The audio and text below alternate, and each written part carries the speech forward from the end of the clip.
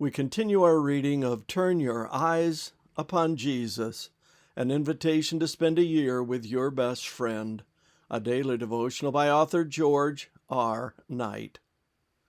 Today's reading, June 19, The Keys of the Kingdom. I will give you the keys of the kingdom of heaven, and whatever you bind on earth shall have been bound in heaven, and whatever you loose on earth shall have been loosed in heaven. Matthew 16:19. Here we have another verse that has ripped through Christian history.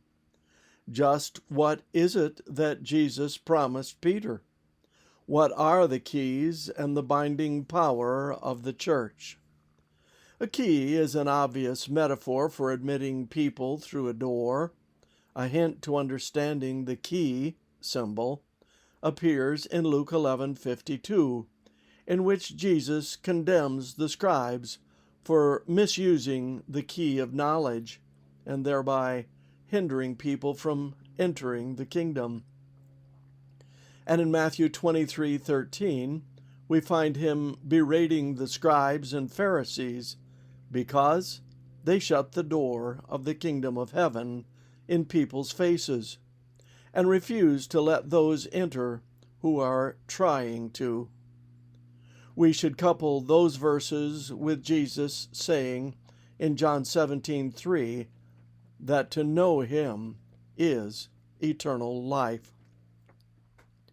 In their work, the scribes and Pharisees have been misusing the key and blocking people from knowledge of Jesus. Peter, by contrast, is to open the way.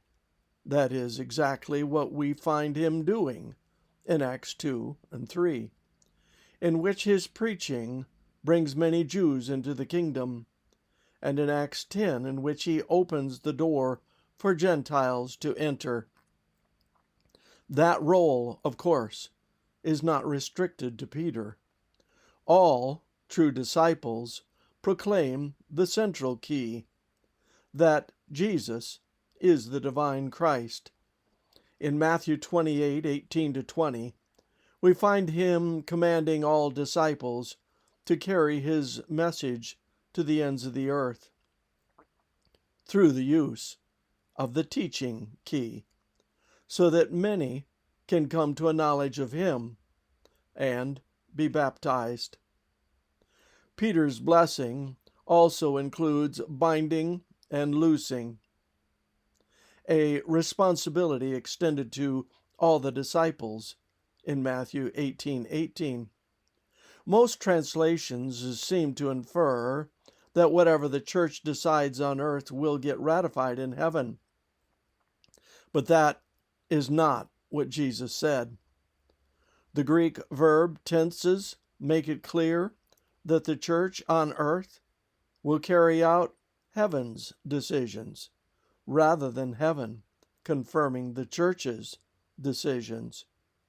With Matthew 16:16 and Peter's confession that Jesus is the divine Christ, we have come to a turning point in the gospel story. The disciples at last know who Jesus is, but not what that means. The what will provide the thread we need to follow as we turn our eyes upon Jesus as he moves toward the cross. This concludes our reading today of Turn Your Eyes Upon Jesus.